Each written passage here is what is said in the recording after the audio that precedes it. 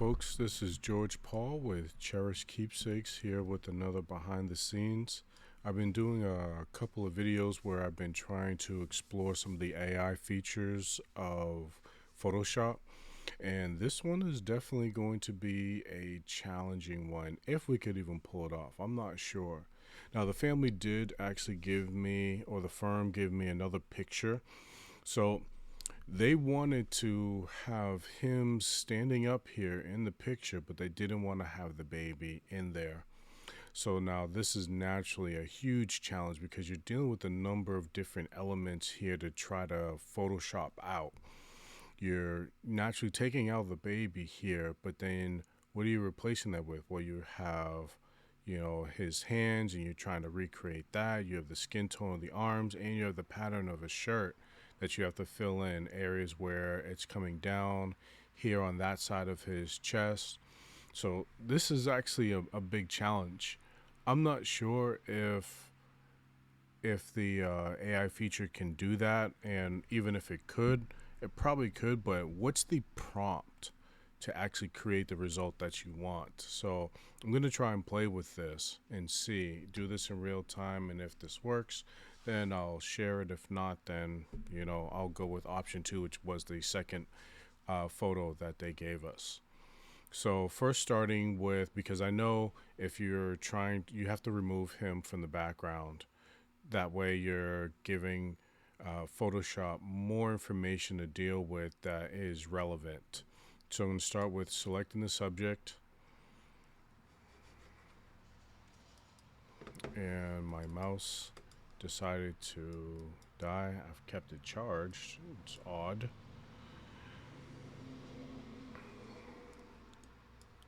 Let's see if this, come on.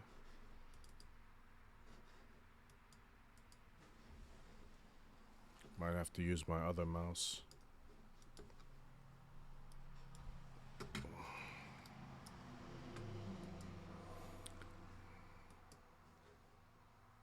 Okay, now we're back. All right, so now we will copy this, paste it, remove the background. So now we just have him. Probably want to go back, zoom in on his face a little more. Yeah, I thought so. It seemed like there was some of his face missing. So we want to get that as well. Copy, paste, zoom out. Much better. Okay. So now I'm going to highlight the baby and his hands. And now we're going to do a generative fill. First, I'm going to try content aware and see what that does.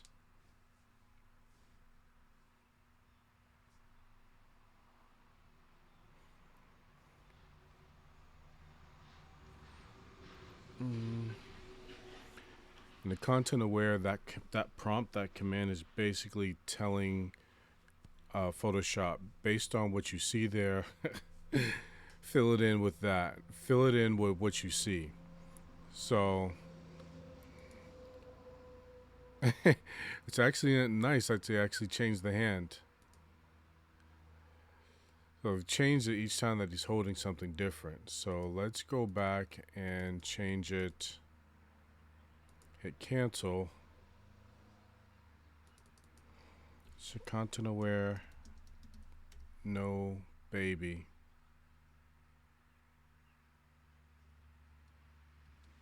Let's try that one. Let's try that prompt.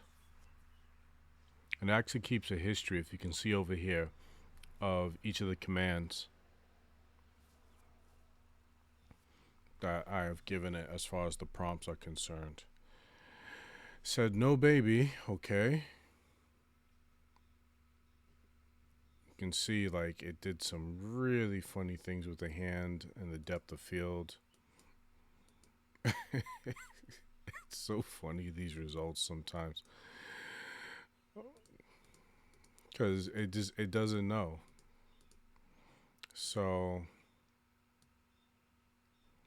So content aware,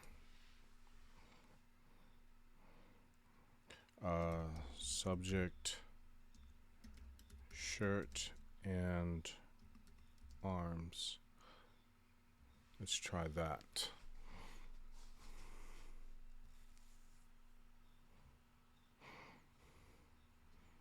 And let's see what we get. What in the world is that? Finish his arm.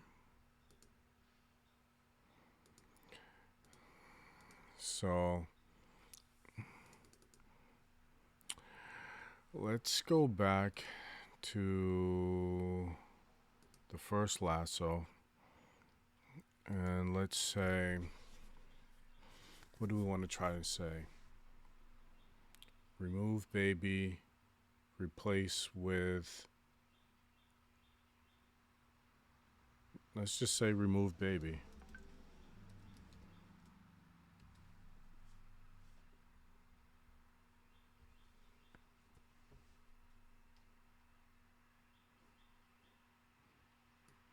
So that didn't work. Remove and content aware fill.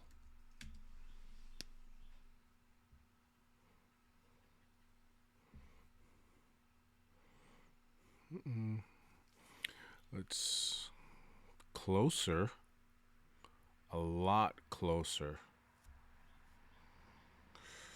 A lot closer. Some funny things going on with the hand. Here it works. Let's see. Even better.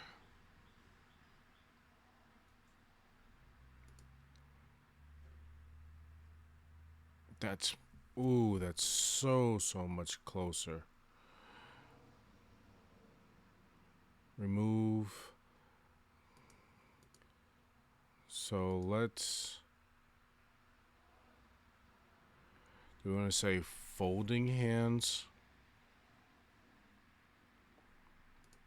That's just, that would be perfect if this wasn't so blurry. So remove content aware fill, folding hands. Let's try that.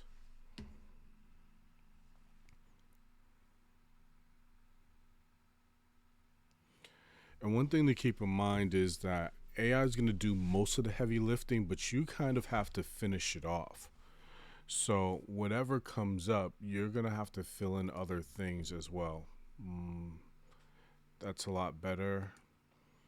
So this is actually giving me other ideas as well.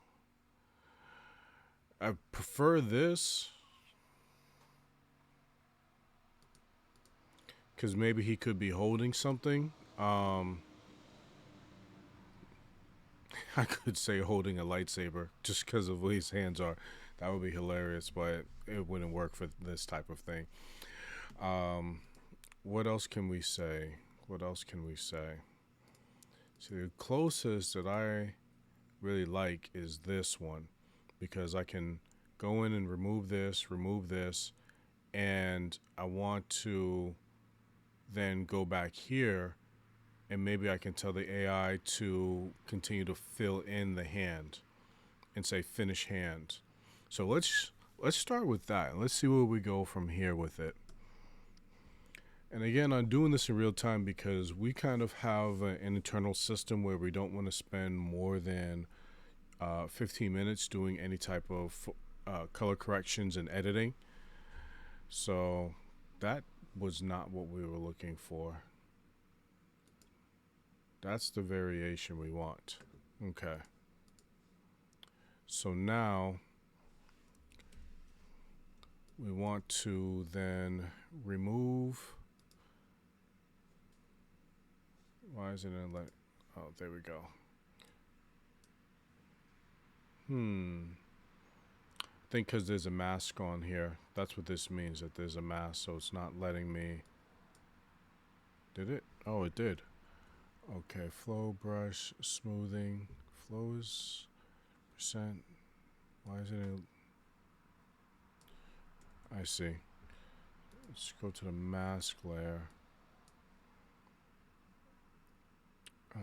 Okay. So now what it's saying is, look, you've put some features on this that we're trying to keep and preserve. If you want to do other stuff, then we have to basically flatten this and change how it is in order for you to keep moving forward. So we're going to do that just so that I can start to remove this part.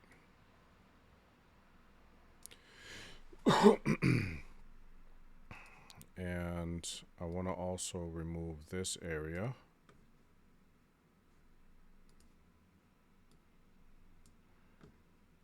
And I also want to remove this area here.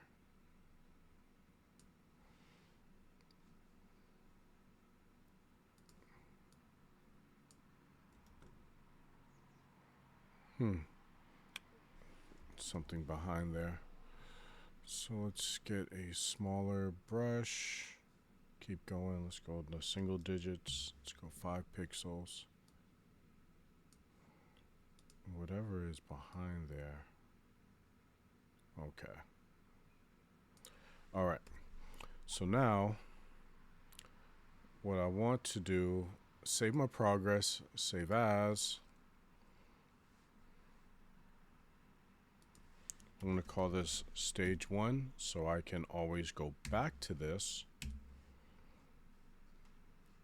And now I'm going to save it as again to say I want this one to be the placed version. So I'm going to do CCC, which is clip color corrected. That's what it stands for in our internal system. So now what I want to do is I want to do a generative fill, because he's basically missing two other fingers. So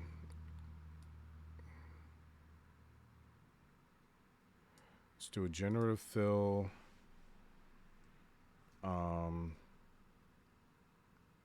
Let's say finish hand.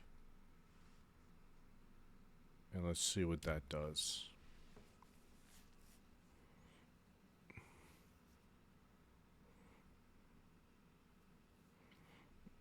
And I do have another idea in mind if this doesn't really work.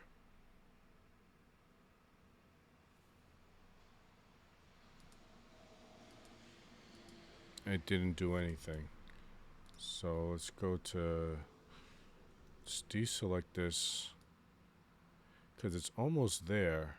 We just need this area here filled in.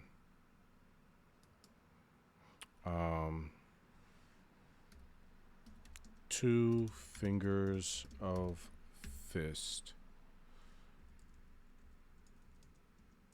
Let's be more specific. African. Let's say content aware fist.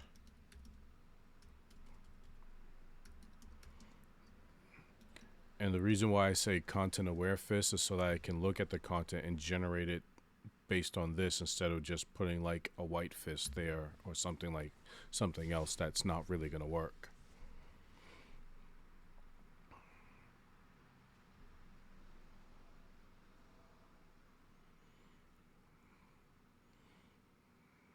It didn't really do anything.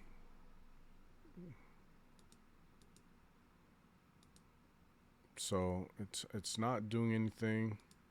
So let's go with option 2, which is using the rubber stamp tool, the clone stamp, and I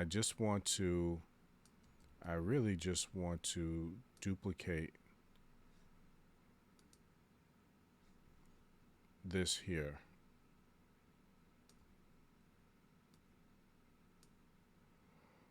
Yeah, just very lightly so I can just round out the fist. That's all I really want to do.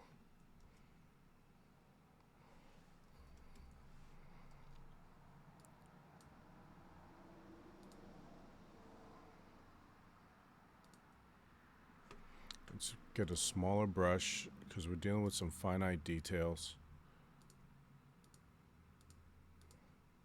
just want to kind of bring it in.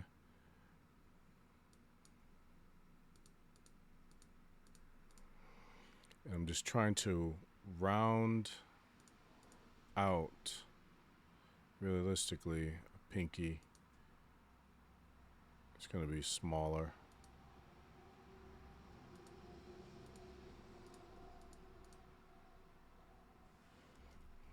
As you move out, it's 1, 2, 3, 4. This is okay.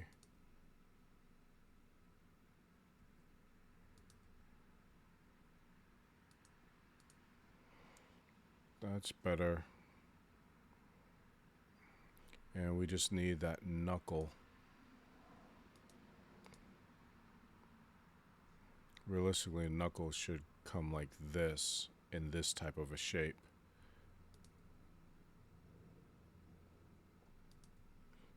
Let's bring it out here.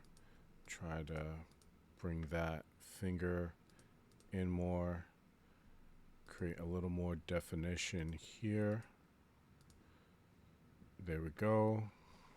I think that will work. Okay, so let's save that progress. Let's crop this down so that we can reduce the file size, which will help with how fast this loads and prints. Let's do some other color corrections. First, let's flatten this so we got one layer. I don't want the white background. Okay, so let's go.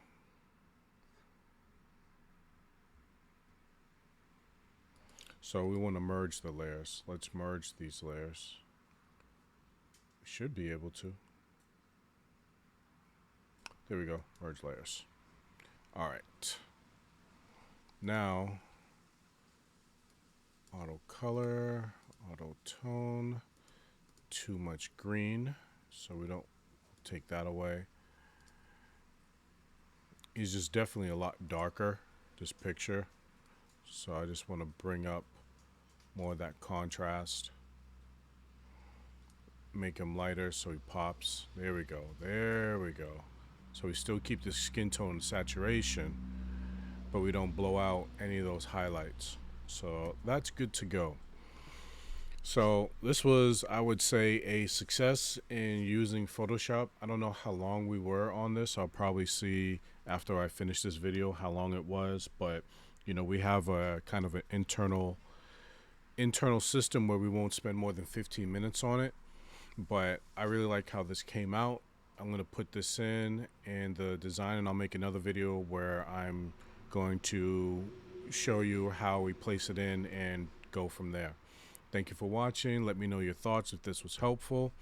And keep in mind that this is one of the advantages that you have if we are your provider of choice, providing these keepsakes for you, because what this invariably does is if you're able to do what the family requests, then it helps them feel like they did right by their loved one. That puts them on the path of healing, and then they're always going to be forever cemented in their mind, or your firm is going to be forever cemented in their mind as the one that helped them, that did all these amazing things during their most difficult time. So they're going to automatically come back to you and refer you when another death occurs. And that's what we want to do, and this is how we do our job to facilitate that happening.